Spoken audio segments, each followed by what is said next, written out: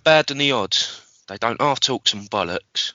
Welcome to this episode of The Good, the Bad, and the Odd. We host Mark and Sam. Hi, Sam. Hello there.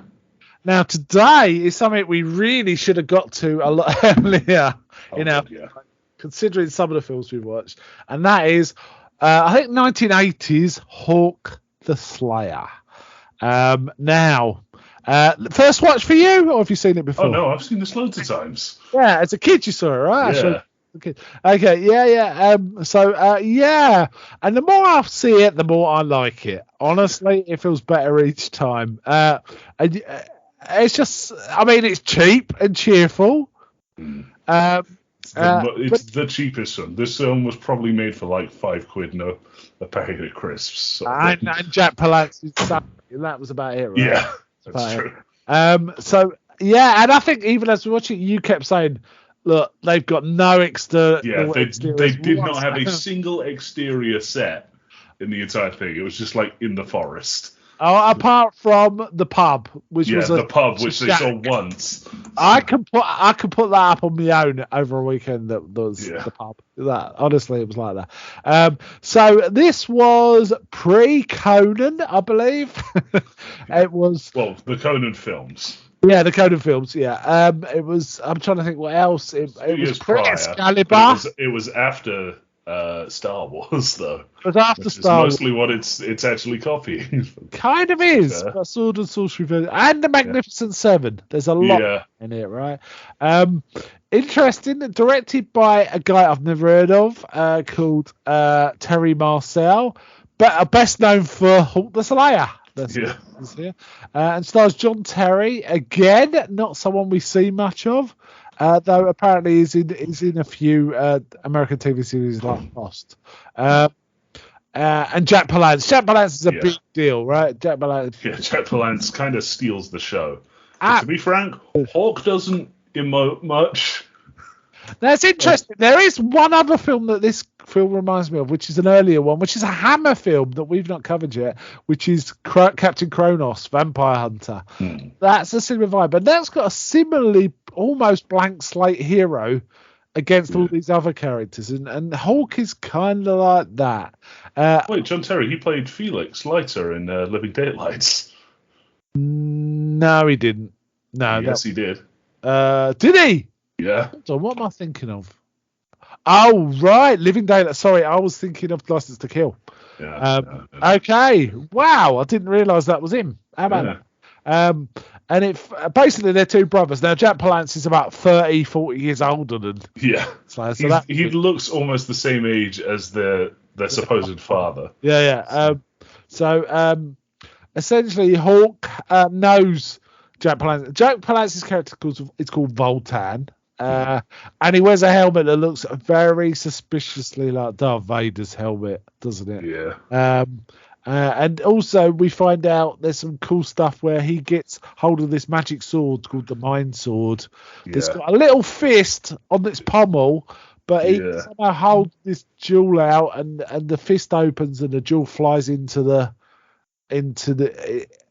hand that opens and then it closes. And then basically he can reach out and wield the Mind Sword in his hand. Yeah.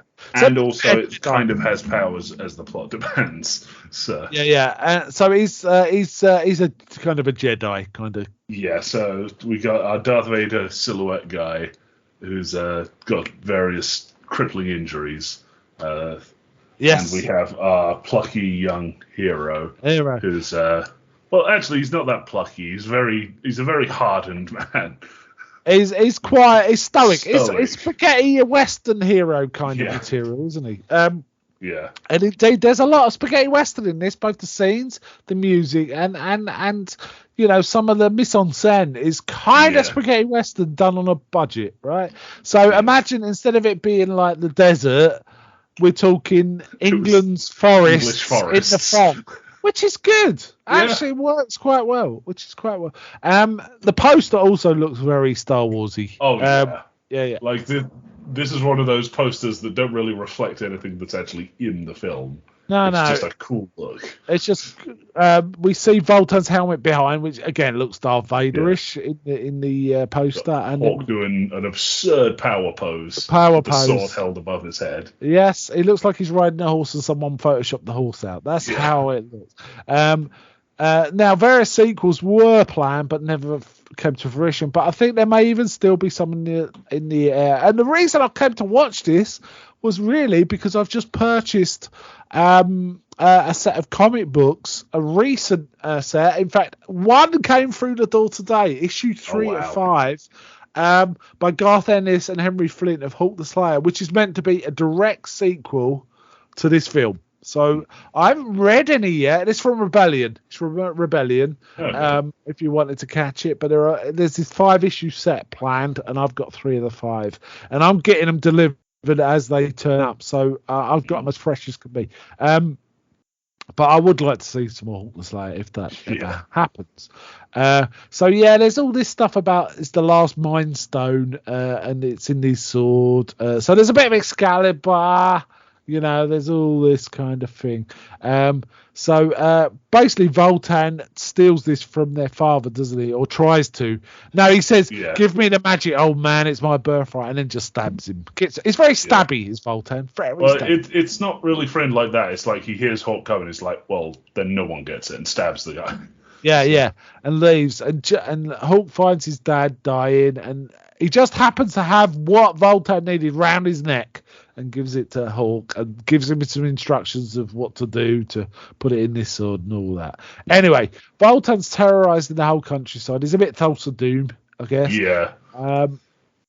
And he destroys a village, but one of the villagers, Ranulph, manages to get away, but he loses his hand. He gets to this. They specifically say that his fingers got mangled, and the nuns at this priory that he gets safety at. Have to amputate most of his arm. Yeah, they have healing skills and they cut his hand off, basically. Yeah. Even though he conspicuously just his stump is very long. yeah. It's obviously his hand in it. Yeah. It's fair enough. But he gets this repeating crossbow, so he can still fight ranged weapon one-handed, which is pretty cool. Yeah.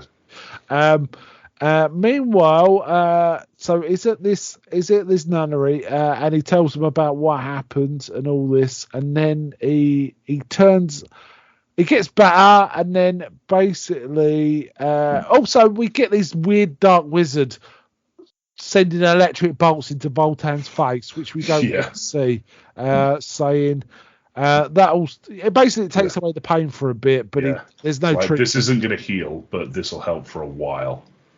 So weirdly compassionate evil overlord boss sort of thing. Yeah, but he also says we got to be ready for the coming battle, for the final victory. So they this is Hawk saving the universe because of blokes fighting in the British countryside. It's that kind of level. It's the most low stakes battle versus good and evil. I have to say, if there's one film we should have on our Pantheon of the Good, Bad and Odd, it's this. No, there are slightly more appropriate ones, but this is a top tier Good, Bad and Odd film because it's cheap, but there's rather weird elements in it, but it's awesome all the way through. Oh yeah, it's such a fun watch. I mean, the music alone is better than 95% of films. It's got the same energy as the musical War of the Worlds. It's like very disco. It's kind of Ennio Morricone mashed up with totally different soundtracks, but all in this film and mixed up with War of the Worlds. Yeah, there's kind of that. Disco really should age this badly, but it doesn't. It totally works. I don't know how that works, but I think because it's good. I think it's just good, right? So it just works. What happens then? Voltan comes to the convent and he basically kidnaps the abbess, right? Yeah. And after a brief scuffle where this one-headed man, Ranulph, he gets hit with so many knives. They just keep chucking knives into him through various points of the film. He gets stabbed again. And he wants 2,000 gold pieces. And then they leave. Yeah. And the nuns, they heal Ranulph again. They heal him again and say they send him off to the bishop, if I remember correctly. I'll tell you what, I'll give this bloke props for healing really fast. Yeah. This guy goes through some shit. Yeah. But to be fair, they do say, like, you were unconscious for a week when we took your hand off. Yeah. But he did heal from the neck stabbing. His stabbing doesn't seem to phase him, right? He gets stabbed, like, right in the centre mass. Like, this man would be dead. It's bad, right in the solar plexus kind of thing. Yeah. So they ask him to go see the abbot for the money, basically. Yeah. So abbot, he goes off, which is the actor Harry Andrews. Who's quite a famous actor back in the day. He's getting on a bit in here, but he works well as an abbot, right? So there is that. So he goes and he says, "No, we don't pay that, but there is a man who can help us." I think he says that they can't pay because it'll set a precedent or something. Yeah, which seems reasonable. Yeah. And he tells him, he gives him like this big coin and says, "Go look for a warrior, not for whatever it is." So meanwhile, we see Hawk traveling. And what happens? Does he rescue the witch first or Ranulph first? Yeah, he rescues the witch. Well, he stumbles across two guys trying to burn this woman. They're like, "Oh, he's a witch. She's a witch. She was trying to poison my animals." And she's like, "I was just trying to heal it." Oh, yeah. If you'd have left me alone, I'd have healed it. But they've got a tie between two trees with a little pyre at her feet. Yeah. Again, low stakes, low rent. It's just two guys. And Hawk... well, one guy tries to shoot Hawk with a bow and arrow. Hawk deflects it with his sword, and the guy's just like, "Nope, I'm out." Just leaves. But the other bloke is kind of angry. Again, played by quite a famous actor now. I can't remember his name. Warren something. Warren Clark? Warren Clark, that's it. He was a droog. Yes, he was. He was a droog. That's right. He was. He has a fight, but Hulk wins. But then he says, "Go in peace," and he doesn't. Die. Yeah. So very, very spaghetti western. Yeah. That's right. So essentially, he finds. He rescues this witch. Witch. Finds Ranulph. He finds Ranulph in distress too. He's been tied to a tree. And two guys are using him for an axe throwing competition. Yeah, and they're going. I'm much closer this time, but then Hawk turns up and it's them, and then lets him out. He throws his. They get in like a standoff. He throws his sword into one of them, catches the axe that got thrown at him by the other, and throws it back at the guy. Yeah, awesome. Alpha. Mental. Yeah. It's fantastic, this film. It really is. I can't stress how good it is. Anyway, because he talks to Ranulph, he's like, "Oh yeah, the abbess is in trouble." I think at this point they mentioned it's Voltaire. Now we don't know the connection. Oh no, we do know the connection between Hawk and Voltaire. Just right at the beginning. Yeah, they say at the start, and they I think he said they keep referring to Voltaire as like the Dark One. And Hawk is immediately like, "Oh yeah, that's Voltaire." I know him. So then it becomes recruiting men for a mission kind of thing. So they swing back to the witch, and she. No wait, do they swing back by the abbey just so that they can get an update on what's going on? Can't remember. Just to see how it is. Witch's cave, and they're just sitting there, and he's sitting there with his really goofy, swirly rings. Yeah, she's got these two rings that float around, and they're able to teleport Hawk to where he needs to be to recruit people, and then teleport both of them back. So they first do the giant Gort. I'll tell you what, like getting on with business. There's no riding about here. It's just transport. Oh yeah, it's just very quick.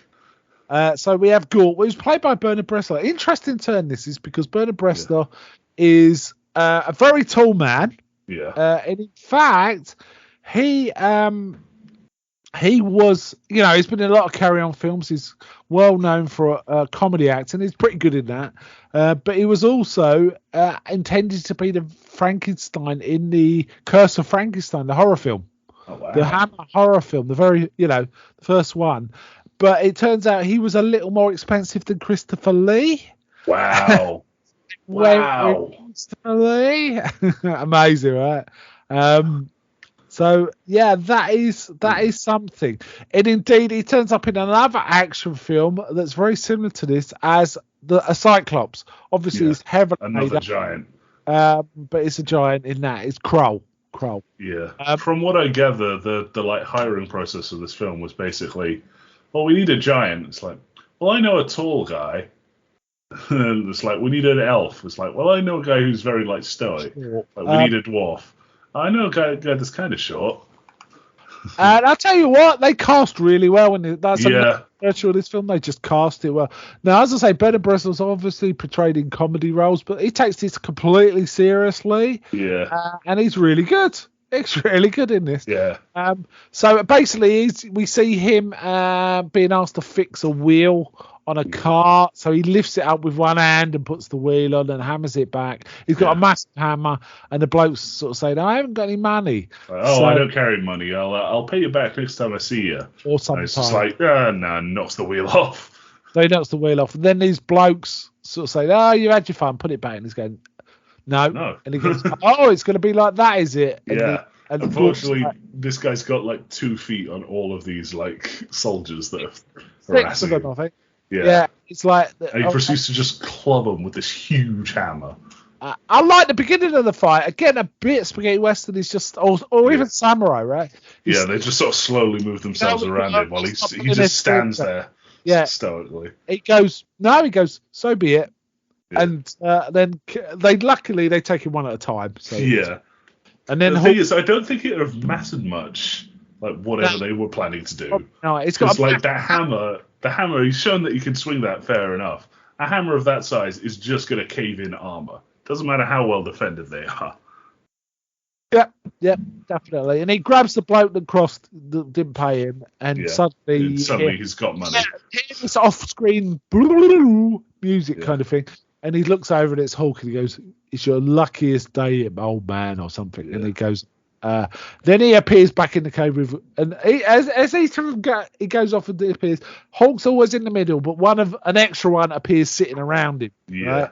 As he goes and gets Crow. Who's like in the middle of a scam archery competition. Yeah. Well, who's been goaded into a scam archery competition. Well, he's with a blacksmith getting new heads for his arrows and inspecting them carefully. And then these 2 dodgy blokes turn up saying, oh, yeah, we win this one. One is about to knife him in the back, but Hulk holds to his neck and says, keep the odds as they were.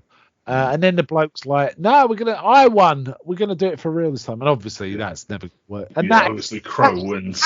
Absolutely straight out of the Seven Samurai or Magnificent Seven. That's definitely. The James Coburn character in Magnificent Seven and the expert guy. Yeah, the absolute stone cold, expert fighter guy. That's Crow, right? And he is. Yeah. Again, this guy doesn't do much.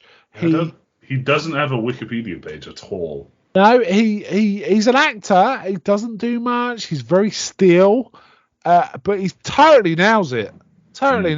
He has a few lines that are very significant to his race, but otherwise not really there. And this is all before Tolkien, Tolkien movies based on Tolkien. Obviously, Tolkien is elves like this were popularized by Tolkien originally. So there's a bit of Robert E. Howard and there's a bit of Tolkien in this movie, right? And also samurai movies and spaghetti westerns. They're all in there. And then the last one is he goes back with Crow. And then the last one is a dwarf called Baldwin, who's an expert with a whip, who is strung out on a raft while these reciting. He's a dwarf from the Iron Hills, which is 100% from Lord of the Rings. Absolutely is. Absolutely. Yeah. And these useless priests are firing arrows at him, and they're like, "Oh, he would be saved in the depths of the water." And it's like, I prefer him as he is. He can enjoy himself there. Now, interestingly, Patrick McGee, I think, is the priest, and Patrick McGee was also in A Clockwork Orange. Just so you know. And I've seen him in other things where he's this kind of priest. I'm sure I've seen him in Conan the Destroyer where he's kind of got a similar role. But in that one, Conan throws a knife into his chest straight away. It's like no messing about. In this one, the dwarfs just whipping them till they run away. He said, "Are you sure you don't want salvation, ugly one?" Oh, this guy died before Conan the Destroyer. Oh, okay, it wasn't him then. He died the same year as the original Conan. Okay, all right, okay. And we also see how good he is with a whip because he whips a fish out the river with his whip. Yeah. Eats down whips it out and swallows it whole. The towel flapping about out of his mouth. Great. So that means there's 5 warriors and a witch. So it's not it's the Magnificent Six, if anything. Yeah. Unless you could include the sword as a thing. They go to the monastery and they realise they need to pay the ransom rather than fight. So they decide, we see some business with Voltan outside this inn with Roy Kinnear, where he's just shouting at, we see Voltan has a son who turns out to be an adopted son in the end. Looks an awful lot like Roger Taylor from Queen, but played by the actor Shane Bryant, I believe. I believe that's his name. He's in a lot of Hammer films that we haven't got to yet. We will see this guy again. In fact, he's in Captain Kronos, funny enough. Oh. We see him, and these 2 blokes are eating dinner, and there's Voltan's son's Drogo. Drogo. We're just going to do that the rest of the episode. He sort of said, "Stand before Voltan, he owns you all." And they go, "The hunchback from the River Shell won't like this." And there's all this kind of stuff. They proceed to I think they pull out one's tongue. At one point, one argues with him, and Drogon's going, "How dare you?" And Volta's like, "No, I like a guy with the spirit." He slams his sword down on the table, and then he tires of him, and they slit his throat, and then pull out the tongue of the other guy. Yeah. And meanwhile, Roy Kinnear's doing his comedy innkeeper business, like sweating, rolling his eyes, while Volta's like, "Tell me if you see him," and all this kind of business. They get the money from. Basically the 5 of them go to the hunchback, and there's all these mostly naked men tied up, ready to be sold as slaves. They all look very cold out there in the bush. They're as white as can be, absolutely white. And a couple of slavers in funny hats. Sorry, people purchasing slaves in funny hats are there too. But the hunchback turns out to be this Irish fella who just, he's so gross. Disgusting. He spits drink everywhere, and he basically slobbers. He spits out his lines, and his line delivery is pretty bad. Right, it's not great. I will crack you like a rotten egg. Your head like a rat, and all this kind of business. Meanwhile, the giant's like, yeah. The giant then rigs up like a system with his club, like suspended in the air above his head, that's held in massive spiky mace. This slave. And so it's like, okay, you're not going to talk again, but so it's like, I really hope that some of your friends show up and let you out of this. Don't talk, because that'll drop. Yeah. So the second that he takes like a step away, the hunchback lets it go, and he's like, to keep his mouth shut and walks off.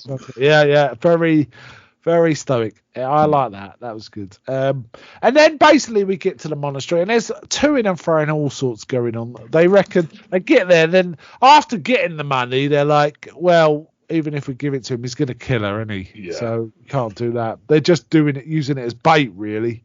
That's what the money's for. In some flashbacks, we also see that Voltan thought this woman was promised to him, but Hawks married her, and he's like bitter about it. And she said, "No, we were no more than friends." And they're going on about his mind's turned against him, and then he ties them up. Voltan ties them up and starts shooting Hawk with arrows. But the woman hits him in the face with a burning torch, which is how his face got wrecked. Yeah. And she manages to get Hawk into a boat, even though he's like wounded. Yeah. They start sailing off, but Voltan shoots her in the back. And shoots her in the back, so she's dead. But Hawk's too weak to do anything. Well, Hawk, who arguably took a worse wound, survived somehow. Yeah. I think everyone's kind of resistant to stabbing in this film somewhat. Yeah. Well, the guys are. The women seem to take like stabs from nothing and die. So they're waiting at the Abbey, and they're like, okay, I guess we just got to wait for the fight. And I think Gort's like, if they're doing a few comedy routines where it's like, I wouldn't eat that if I were you. What's wrong with it? It's holy food. It'll taste like funky, and it may do some bad stuff to you. And he pulls over, and now it's like, this is holy food. And Dad's like, yeah, all food's holy. It all comes from God. Gives it to the other guy. Yeah. It's the dwarf is constantly gaslighting the giant about food. Like, for example, a bit later on, he's eating a bag of sweets, and he goes, "You wouldn't like these. These are Merkles." He goes, "What's wrong with Merkles?" He goes, "No, this is after he's taken a handful from him." Merkles. It's like, what's a Merkel? It's like, oh, what do you call them? Oh, lizard's eyes. Lizard's eyes. Bleh. It's like, oh no, they're candied nuts. It's just I'm sick of him eating like stuff. Yeah, this bag will be as empty as his head if he knew that. It's all that kind of stuff. But they're kind of friends. I mean, you know, in the end, at one point, the giant has a massive loaf of bread and a lump of cheese. And he goes, right, bring some other stuff for my friends or whatever. And then the dwarf's just sitting there looking at him across the table. And the giant. This is after they've done this. This whole multiple times. He just looks at him for a moment, rips the bread in half, and gives it to him. Then he grabs this big wheel of cheese and is about to bite it. And the dwarf is like, yeah, gives him that. Snaps it in half, gives him some. Yeah. Yeah. So, anyway, Groot's like, oh yeah, if wasps are attacking you, the best thing to do is attack their nest. So they decide to go attack Voltan's camp, which they do. Don't they get the witch to produce the witch produces like a mist that covers their attack. Yeah. And they go and they slaughter. Like, my God, the body count. Voltan's got a lot of men spare because a lot slaughtered, and we get like awesome clips of both Crow and Reynolds shooting guys left, right, and centre really fast. They basically use the same. It's the same shot repeated like about 5 times in a row each time. It's like they're firing super fast. Yeah. So he slaughters all of them, and then they go back. He gets Drogo. Yes. Oh yeah. Hawk kills Drogo. And like Voltan's Drogo, all that. So essentially, they're holed up, and they're saying, "No, we can't give him the money." And she's saying, "I'm sure he's a man of reason." All this, and goes, "Yeah." And they're like, "She takes a lot of faith in his word, doesn't she?" And all this. Yeah. And she essentially proceeds to drug the rescuers and allow Voltan in. Doesn't she? She drugs the giant who's on guard and let Voltan in. So they're all tied up and like. The dwarf is just smack talking the entire time. Yeah, and Voltan stabs him. Yeah, stabs him. And the Voltan's like trash talking him, you know, like Santa Crow. Oh, we should clip your little ears, you know, because it's got pointy ears like a Vulcan. Those pointed ears are untoward. We'll clip them. Yeah. And saying we'll take you down a peg or two, and Gort's like, give me my hammer and I will crush your skull. It's all that. He doesn't get stabbed though, so that's okay. No. And because he's the only one seemingly actually wearing armor. So. Yeah. So they're all tied up, and they know that they're going to die in the morning. I think he says something like, "You'll die at moonlight rise" or something. I don't know. Yeah. I don't know. It's standard. But the witch breaks in with a silly string. Yeah, she covers the guy in green silly string. Cocoons him. And then lets them out, and so then they slaughter a few more. Then there's a big battle, and there's a massive slaughter there. Yeah, but they run at this point. They're on the retreat. Yeah. So they briefly do a thing to like they don't bury the dwarf, but they leave his body with a force field over it so that predators don't just eat it. Yeah. With the intention that they'll be back. And it's quite touching. His death scene's quite touching. He says, "I die as I would like among friends." Yeah. Gort's like, "I'm gonna kill everyone." Yeah. So because they've kind of got attached to each other. Yeah. And Crow's also, before the final battle, saying things. Sometimes I hear the call of my race, and I want to go to them. When I have there, our race will be forgotten. And Hulk's like, your race will never be forgotten, my friend. Yeah. All that. It's pretty cool. It sounds cheesy, and it probably is cheesy, but it's awesome. Like it comes across as these two stoic guys just having a bit of a feeling for each other. Yeah. So honestly, sometimes when you describe it, it sounds cheesy, but it totally works. No, the whole film is brutally cheesy. But yeah. But it's amazing. But amazing. It is proper prime good, bad, and on movie. Yeah. It's up there with your Flash Gordon and your Dune and stuff like that. Really is. It's going on the list after this, I think. So, would you agree? Oh, yeah. Yeah. It needs to go on the list. Yeah. There's one big old fight at the end. Now, there was an interesting callback during the fight where we see when there's a flashback, Voltan gets distracted for a second by the woman. I think her name's Aliyah. She's got a gold cross. No, Hawk has that on. No, but it's a callback to a scene where Aliyah's got it on. Oh, does Hawk have it on when he's getting shot, and that distracts Voltan for a moment, and then the face gets Voltan's Hawk's wife sticks him in the face with the torch. And Voltan actually says, "Have you any last prayers?" Or any of that sort of stuff. And Hawk gets on. He holds it. And he dazzles him for a second, and then presses a button. It's a knife. Yeah, amazing. Actually, he's Voltan's power for a second, isn't he? He says because he's got the nuns. On nooses and says they'll hang if you don't surrender. So Hawk's. But anyway, they managed to get out. Yeah, they managed to win. Voltan gets killed, and Hawk and Gort.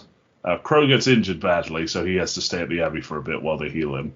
Hawk and Gort basically agree to travel. I think they say it's like northwards where they go to the Abbot with all the money. They said you can use it better than us, and Gort's like, we could have a lot of food and drink. There's a lot of food, a lot of eating and drinking money going. And he goes, I've got work with these fat barons who need their money protecting. But then the Abbot mentions there's evil afoot in the north, and Hawk decides he's going to go that way, and Gort says, who needs evil fat barons with all their money? And then we get an extra bit where a wizard carries off Voltan's body, saying stuff like, we still have need of you, and all that. And then suddenly an animated hawk flies at the screen, and the credits roll. What a film. What a film. It's amazing. Amazing film. This is unironically a great movie. Yeah. Definitely is. I really, really enjoyed it. I should have mentioned the witch is Patricia Quinn as well. And we don't see her face. What's her name? Magenta from Rocky Horror Show. Yeah. Great actress, great presence. Again, a few Hammer, maybe not Hammer, but certainly in some horror films of that era. But really good in this. Keeps her face totally covered throughout because she's got this like leather eye thing over her face. Doing it like 2 decades before Dread, just never showing her face. So that was pretty cool. And also she has like a hood up, so you can basically see like her mouth and this like eye cover. Yeah, that's it. She's really, really good. Good presence. I really enjoyed this. Apparently, there was a sequel proposed called Hawk the Destroyer, but didn't work out. And then in 2015, get this, what called Hawk the Hunter was in development. They wanted to get it crowdfunded with Kickstarter, but it wasn't successful. I can imagine they do like better now at the moment because there's a lot of like nostalgia bait films coming out. Yeah. In addition to this, we've got the comic book I mentioned from Rebellion that's just out right now, which is a direct sequel to this film. And Rebellion Development, the software house attached to Rebellion, apparently have a game in planning. I don't know how far it's got. A Hawk the Slayer game. And the director, Terry Marcel, also has plans for a TV series called Hawk the Destroyer. That's cool. Yes, and he also talks about how he kind of wants to explore the origin story of Hawk and Voltan. But you know what? I think I just prefer the adventures of Hawk each week, to be honest. Yeah. Just think that would totally work. Wow, Terry Marcel's daughter is like actually doing some big work. She did. Wow. She wrote that. You remember that Saving Mr. Banks film? Okay. The retroactive history thing that Disney made. She did that as well as both the Venom films. That's amazing. Okay, she's in the business then. Yeah. And apparently this comic book set I'm getting was originally in the Judge Dredd magazine as a supplement. for 5 issues. So it is already out there. People have already read it from the sound of it, but I don't care. I'm getting this special version of it, this limited edition of it, and I'm really looking forward to reading all of it. And I'll probably talk about it in the comfy chair once I've watched it, I imagine. So, okay. Any last thoughts on this one? None that I can think of. This is actually a difficult one to rate for me because by every metric, it's a bad film. Do you think? Well, yeah, like special effects. Cheap. Yeah. Cheap, terrible. The story, a lot of the acting, not great. We got to talk about Jack Palance a bit, actually. Oh, yeah. There's chewing the scenery and there's attacking it. Yeah, this is probably the reason there's no exterior sets, because Jack Palance ate them all. This guy is like a rabid dog having a go at a starving rabid dog finding a packet of sausages in every scene. He is amazing. There's no, dialing it down for Jack. If you've seen it, that one scene from Batman where he does the I'm my number one guy. Yes. And imagine if you took that energy and put it in a fantasy film where he's playing Darth Vader. Oh, the whole film. Yes. He's amazing. I think I remember an award show where he won some sort of lifetime. It might have been the Oscars, right? Lifetime achievement. It was like 65, 70, and he actually got up on stage and then started doing one-arm press-ups. I believe that. Yeah. That's so true. And I remember sitting there thinking, you know what? I bet he doesn't even train for those. I bet he just can do them. That's the kind of guy he is. Jack Palance was absolutely fantastic in this. This might be my favourite Jack Palance performance, though he's really good in several films. But this is just absolutely amazing. Yeah. All right, then. Go on, then. You were having trouble rating it. What do you think? Yeah, because I feel like whichever side I put it on, it's going to be high. Because, I could rate it, like I was saying, Biometrics is a bad film, but I love it. It's amazing. It's great. It'd be like a 9 or a -9. I can't decide which it would be. Well, I'm going to give it a straight 9. That's it, really. 9 out of 10. And you know what? Next time I watch it, it might be 10 out of 10. Yeah. I can't see it ever getting less than 9 now, though. I just totally enjoyed it. I found it completely and utterly fantastic in every way. This might be the most favourite film I've watched so far this year, actually. And it's a rewatch. And I was thinking, I'm going to enjoy this. And then suddenly it came on and it was like, this is fantastic. How could I not have watched this before? It must be, I think the last time I watched it was like 5-6 years ago. When I first got it on Blu-ray. But man, it deserves a much more frequent watch. I've not seen it since we were at the previous house than what we were living in. But it's totally memorable, right? Yeah. It is I remember pretty much every scene in it. So. Yeah. There's nothing about it that's like, there's no second-rate scenes, there's no filler scenes, it's just rocks on.